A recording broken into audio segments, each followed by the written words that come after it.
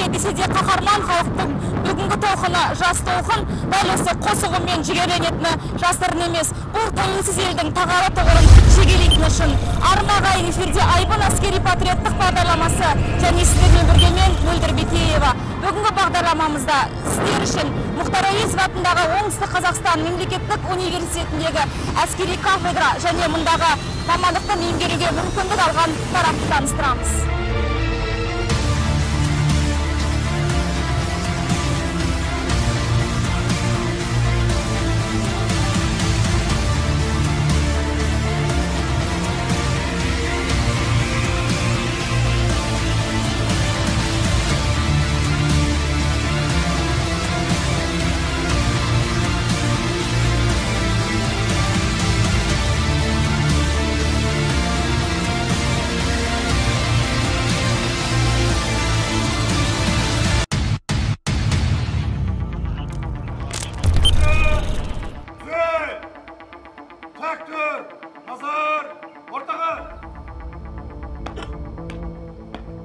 Армысыздар, студенттер!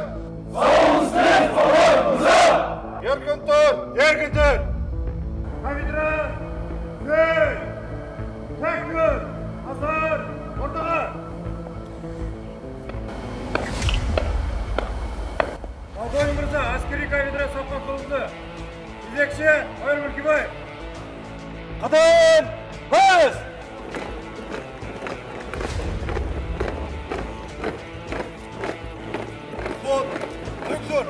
Назар, оңға!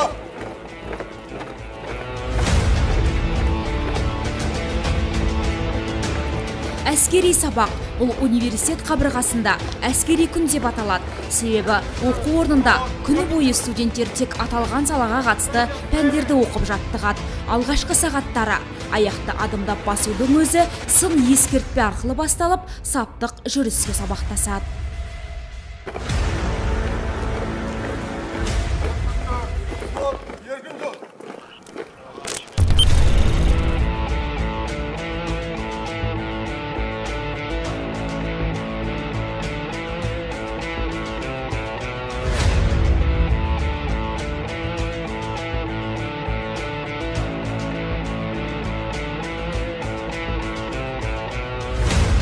Бұл жерде барлық біздің тарихымыздағы Қазақстан Республикасының тәуелсіздігіндегі жазылған Қазақстан Республикасының президенттік халқына жолдаулары барлық жаңағы материалдары десек болады, осында сақталуда.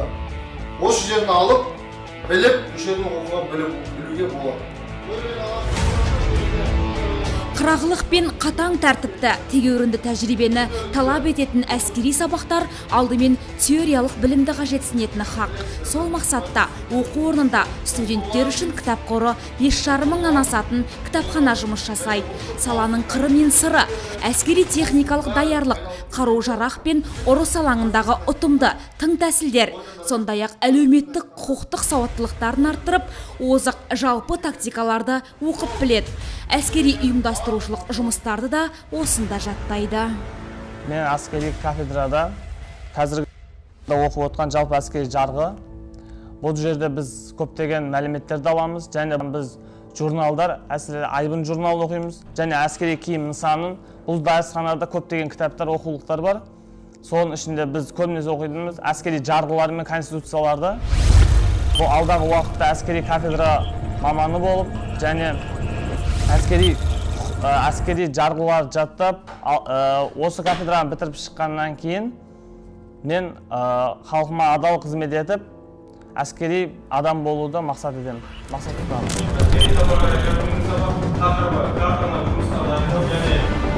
Бұл ғана емес, студенттер жер шарының құрылымынан бастап, дүние жүзінің ауқым аясын, ондағы мемлекеттер мен тұрғындардың тыныс тіршілігімен етене танысады.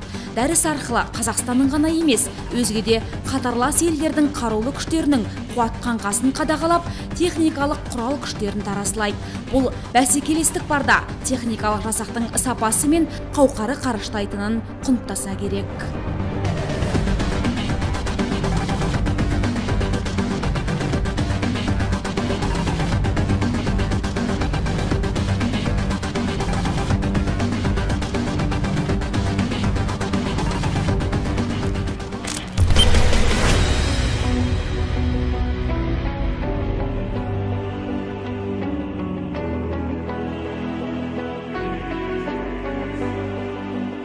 техника демекші радиациялық, химиялық және биологиялық қорғау әскерлері бөлімшелерінің барлау машинасын білесіз бе? Ендеше ескеріңіз, 4 дөңғалақты жасыл көлік, машинаның қару-жарағы, броньды бітемеленген корпусы да бар. Навигациялық аппаратурамен жүріп өтудің жоғары құралдарымен және түнде көру аспаптарымен жарақтанған. Бұл құрлық әскерлерінің жауынгерлік тәртібінде күрделі топографиялық түнгі жағдайларда барлау жүргізуге, табиғи және жасанды кедергілер, су бөгеттерін жүріп өтуге мүмкіндік береді. Техниканың жалпы салмағы 7 тонна, жүру жылдамдығы 95-100 км/сағатқа дейін, суда жүру жылдамдығы 8-10 км. Бірден мәрханың мүмкіндіктері барлау, радиациялық барлау жүргізу кезіндегі жүру жылдамдығы сағатына 30-40 км, химиялық барлау жүргізу жылдамдығы сағатына 8-12 км. Енді мына техниканың бөлімше артқа бұру. Бөлімше анықтаған радиациялық химиялық қауіпті анықтаған кезде мұнараның басында орналасқан химиялық белгілері, дабыл белгілері арқылы басқа бөлімдерге хабарлама береді. Немесе радиостанцияның көмегімен 35 км қашықтыққа дейінгі арақашықтыққа байланысқа шығып хабарлама береді. Одан кейінгі бөлімшенің іс-әрекеті көліктің артында орналасқан қоршау орнату жиынтығы арқылы сол анықталған жерлерге хабарламалар қойылады. Яғни жалаушаларды жерге қадау арқылы одағы анықталған қандай да бір улы зат немесе радиоактивті заттардың қуатын анықтап хабарлама беріледі. Бөлімше газдар.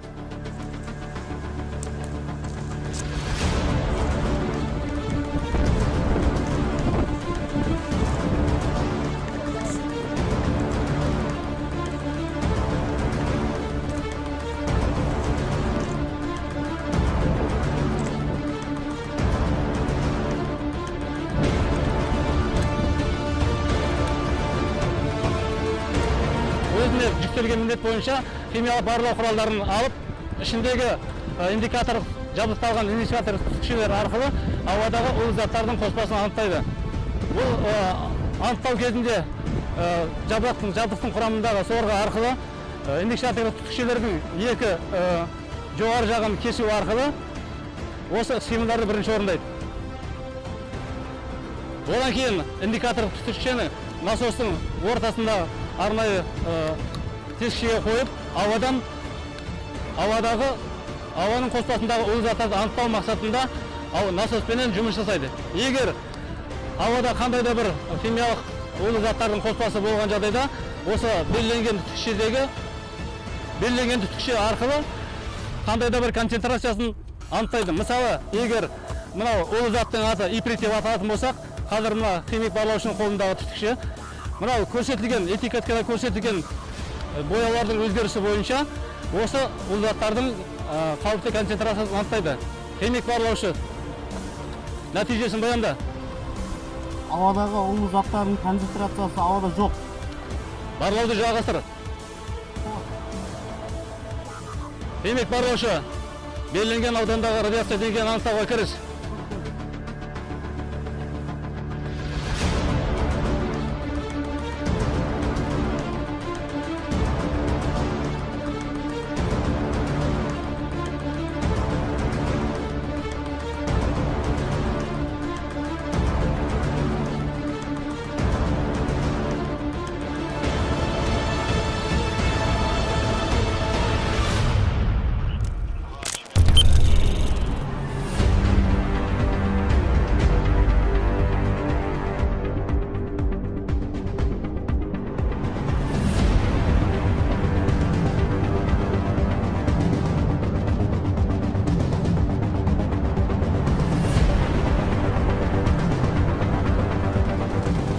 Әскери қызметтер мен әскери азық-түліктер мысалы, солардың барлығын радиоактивті залалдану үшін радиациялық барлау, яғни радиациялық барлау болады және радиациялық басқару қолданылады. Радиациялық басқару дегеніміз оларға осы аппараттар арқылы қолданылады. Олар радиациялық барлау не үшін жүргізіледі? Радиациялық барлау ол жаулардың жаппай жою несін қаруын қандай күшті екендігін және де оларды қандай күшті екендігін және қандай көлемде екендігін, қандай көлемде түсетіндігін барлығын анықтап мына аппарат арқылы, яғни мына радиостанция арқылы бұны дәл осылай киіп, радиостанция арқылы мына немен барлығын басшылыққа жеткізеді және басшылық керекті өзінің барлық өздерінің тәсілдерін әскерлеріне үйретеді.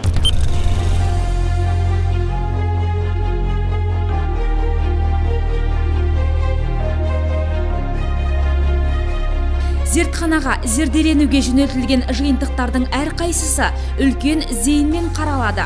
Химиялық құрамы мен құрылымы анықталып, қажетті элемент сол мезет мәлім болып, қайта дайындалуға машықталады. Бұл дәрістің тәжірибелік тактикасын педагог әдетте студенттердің өздеріне сеніп тапсырады. Себебі сан мыңдаған химиялық қоспамен жүгенді жұмыс жасау үшін ізденушінің құлық қызығушылығы қадағалануы құп.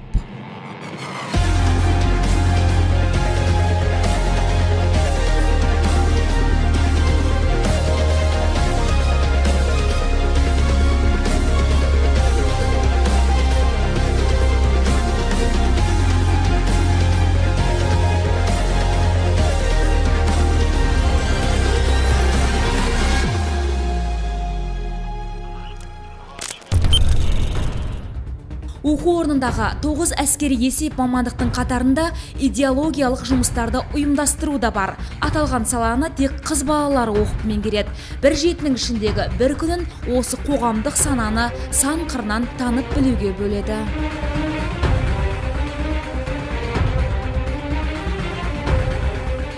Менің жасым 19-да. Мен мамандығым идеология жұмысын ұйымдастыру. Мен осы сала бойынша болашақта әскери салада психолог болғым келеді. Қазіргі таңда бізде идеология жұмысын ұйымдастыру сабағы өтуде. Бұл сабақта әскери тәртіпті ұйымдастыру және оның жолдары, идеология жұмысының мақсат міндеттері, атыс дайындығы және де көптеген әскери салаға байланысты сабақтар өтілуде. Салада көптеген қиындықтар кездеседі. Әскердің қыр-сырын үйрену бұл әрине ол оңай емес. Сондықтан біз осының ешқайсысына қарамай болашақта әскери салада қызмет етуге дайынбыз. Внимание, расчет! Газы!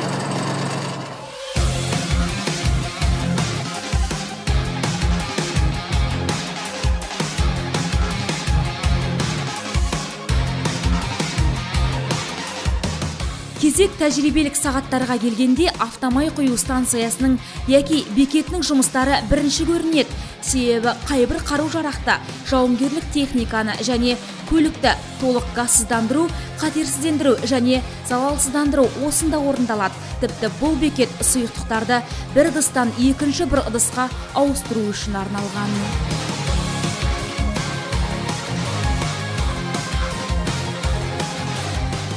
Бұл Арс-14 құймалы автокөлік станциясы қару-жарақ, әскери техника мен транспортты толық дегазациялауға арналған. Және де аймақты сұйық ерітінділермен дезактивациялауға арналған. Және де үшінші мақсаты сұйықтықтар тасымалдауға және сақтауға, уақытша сақтауға арналған. Бұл станция ЗИЛ-131 автокөлігінде орнатылған. Құрамына келетін болсақ, цистернадан тұрады. БКФ-4 қол насосынан тұрады және құрал-саймандар жәшігінен тұрады. Цистернаның сыйымдылығына келетін болсақ, бұның сыйымдылығы 2700 литр, жұмыс сыйымдылығы 2500 литр.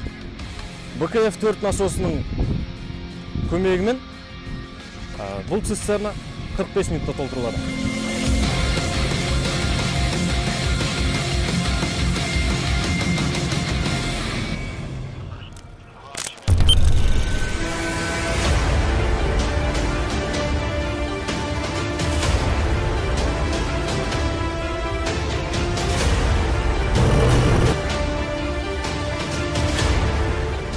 Жылжымалы химиялық жөндеу шеберханасы. Бір қарағанда бір ғана жүк көлігі тиелген техникалар болып көрінуі мүмкін. Бірақ аталған көлік арқылы бір емес, ондаған жүйе іске қосылып, бір уақытта слесарлік құрастыру, электромонтаждау, пісіру, тігу, бояу, аккумулятор батареяларын зарядтап, қуаттау сынды ауқымды шаруалар атқарылады. Слесарлік механикаландыру орнында дәнекерленген заттардың қайрау тасы арқылы бұлардың жаңағы беттерін бәрін тегістеу жұмыстары немесе болттарға резьбі шығару жұмыстары атқарылады. Қайрат тасы шығар. Қаттырақ баса, ешқаз қаттырақ.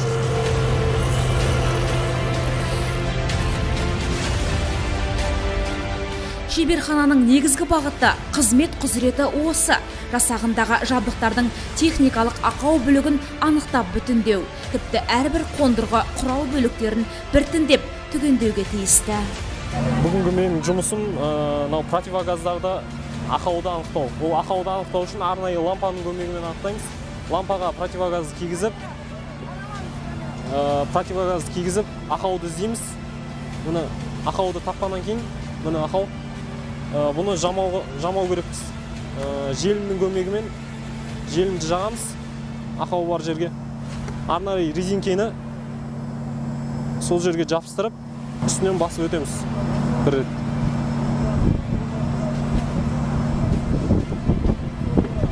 Одан кейін бұл қатқаннан кейін осындай күйде болады. Дайын болған қатқан кезде осындай күйде болады. Екінші кезекте мынау противогаздың коробкасы.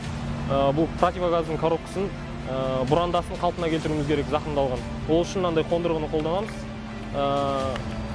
Бұрап кіргіземіз. Бұрап кіргізгеннен кейін қайттан ашамыз.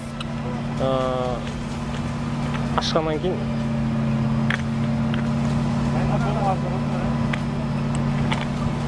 мынау қалпына келген күйі болып коробкасы дайын. Дайын болған дүниені противогазға енгіземіз, кигіземіз. Противогаз дайын.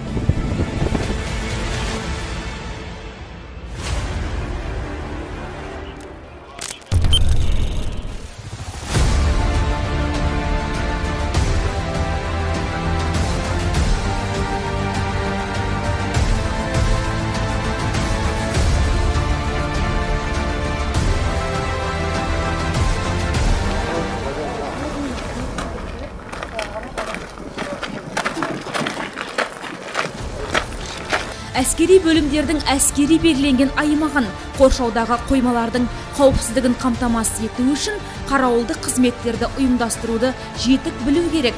Бұл үшін құрамдағы мамандардың моральдық-психологиялық деңгейі жоғары болуы міндетті. Осы орайда алдын ала психолог мамандар мен командирлер арнайы анықтау сағаттарын қолға алған. Ночное время часовой останавливает округом стойку идет. Разглядев, что это разводящий, принимает оружие на ремень и делает доклад. Во время его несения службы происшествия не случилось. Магазином бей, прикладом бей, боевую стойку, штыком колей.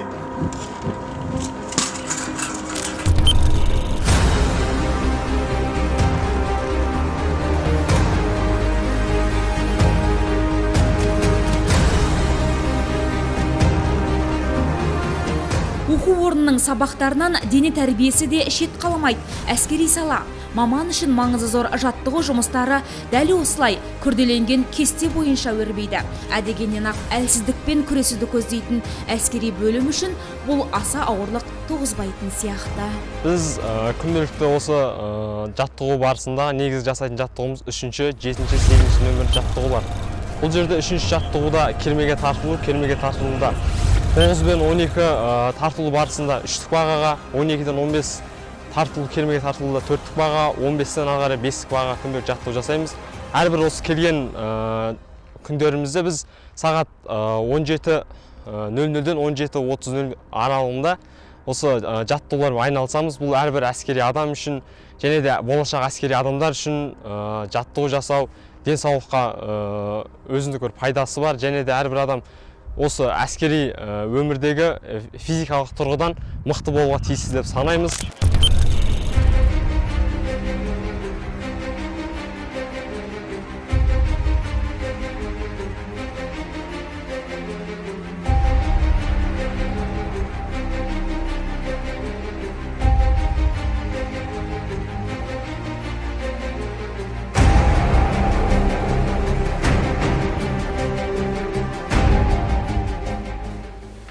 Бірінші, Макаров тапаншасы жеке қару болып саналады. Калибрі 9 мм, оқ жатарына 8 оқ жайғасады. Көздеу ұзақтығы 50 метр, ату ұзақтығы 25 метр. Келесі қару РПГ, ручной противотанковый гранатомет, қол гранатометі. Бұл қару жаудың техникаларын қырып жоюға арналған. Ату ұзақтығы 500 метр. Бұл қаруға оптикасы бар, оптический атуға болады және механический прицелмен атуға болады қаруды. Бұл автоматический гранатомет станковы 2 бөліктен тұрады. Мынау тело деп аталады. Одан кейін барып астындағысы станок. Станок болып есептеледі. Мынау телосының өзі 18 килограмм, станогының өзі 12 килограмм. Бұл 30. Мынау оқ жатарына коробкасында негізі 30 лента, 30 оққа арналған лента бар, бірақ бұған 29 оқ 17 деп аталады. Выстрел. Оқтар, гранаталар, оқ 17. Соның 29-ына ғана қойылады.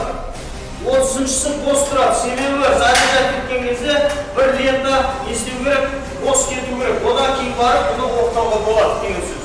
Мынау 29 оқ жайғасқан. Бұл 1700 метрге дейін атады. Бұл АГС атқан кезде артынан заряжат етіп, одан кейін барып отырмады. Атқан кезде бұл гранаталар шахматный порядке түседі. Шахматный порядок.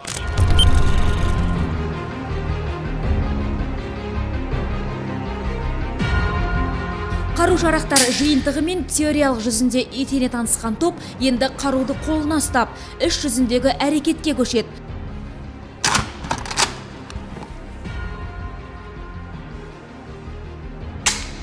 Мен сананы дәл тигіздім. Бұл қаруды ұстау деген өте үлкен жауапкершілікті білдіреді. Қазіргі біздің әскери кафедрамызда өтіп жатқан сабағымыздың аты ат ұстаймын сабағы. Бұл сабақ 40 минут өткізіледі. Бұл жерде тек қана атып үйрену емес, және де қаруларды қалай үлкен жауапкершілікпен ұстау, оны жинау, шашу және басқа да сабақтарды үйретеді. Сабақтың үстінде дәлелдеу туралы өте көп нәрселерді үйренеміз. Бұл деген дәлелдеу үшін сезімталдық қажет, көздің көрегенді кезек мергенділік қажет.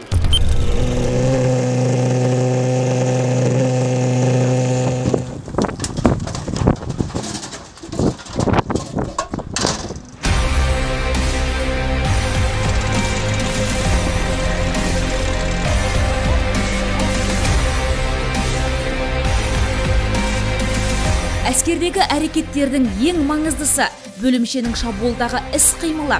Жоспар шешуші әрекеттерін шапшаң қарқында және тереңдете жүргізу арқылы жүзеге асады. Дәлірегі мотоатқыштар бөлімшелердің жаяу тәртіптегі шабуылы кезінде жеке құрам танкілердің соңынан тиісті жолдары және өткен өтпелер бойынша қарсыластың мина алаңын басып өтеді. Тұралдары бар жаяу әскер жауынгерлік машиналары яки өздері мина алаңдарынан өте отырып шабуылды жалғастырады. Басты мақсаты қорғаныстағы қарсыластың әскерін тез арада қысқа мерзімде жойып, маңызды аудандарды алу.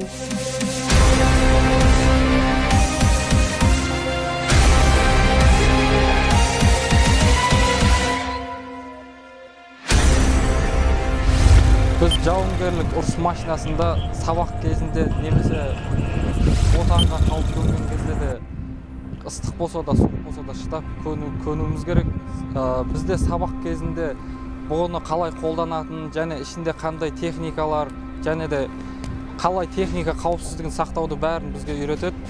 Және бізде химиялық және де басқа жағынан да сабақ береді. Басында қиын болады, кейін жайлап үйреніп кетеміз.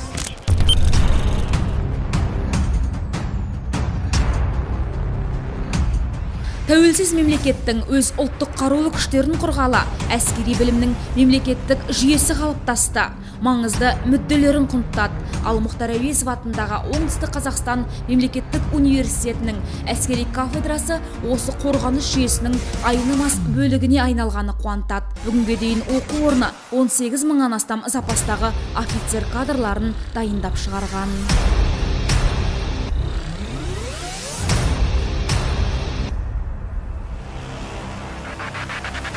Студенттерге біздің әскери кафедрада 9 әскери есептік мамандығы бойынша осы студенттер білім алады. Әскери кафедраның жеке құрамына келетін болсақ, бізде 30-ға жуық профессорлық оқытушы құрамы жұмыс жасауда. Бұлардың әрқайсысының кәсіби деңгейлері әртүрлі. Былай айтқан уақытта ол кісілер әскери бөлімдерді басқарған. Студенттерді әскери қабылдау тәртібі Қазақстан Республикасы Қорғаныс министрлігінің қабылдау жоспарына сәйкес жүргізіледі. Қабылдау тәртібінің өзі 3 кезеңнен тұрады. Бірінші кезең мынау студенттер медициналық сараптамадан жарамды болу керек. Екінші жағдай кәсіби психологиялық тест тапсырады. Үшінші дене даярлығынан нормативтер тапсырады. Осы 3 кезеңнен өткен студенттерді біз әскери кафедра қабылдаймыз.